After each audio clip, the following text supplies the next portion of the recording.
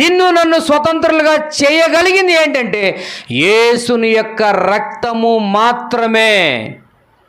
యేసుక్రీస్తు వారి యొక్క రక్తము మాత్రమే నిన్ను నన్ను స్వతంత్రులుగా మార్చగలిగింది. కాబట్టి ఆ మార్చినటువంటి మన యొక్క జీవితము ఇక మీదట మనం ఎలాగుండాలంటే, మరలా దాస్యమను కాడి క్రిందకు చిక్కుకొనకుడి.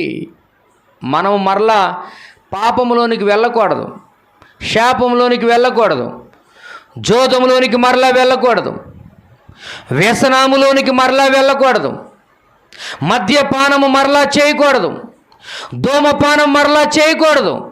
ఒకసారి నువ్వు విడిచిపెట్టావు అంటే క్రీస్తు రాకడ పర్యంతము క్రీస్తుకు నమ్మకమైన బిడ్డగా ఉండాలి. మరలా దాస్యమనే కాడి క్రిందకు నీవు వెళ్ళకుండా ఉండాలని దేవుడు చెప్తూ ఉండగా, దేవాతి దేవుడు అనుగ్రహించినటువంటి ఆ స్వాతంత్ర్యాన్ని నువ్వు అనుభవించే బిడ్డగా ఉండాలని ప్రేమతో మనవి చేస్తూ ఉన్నాం.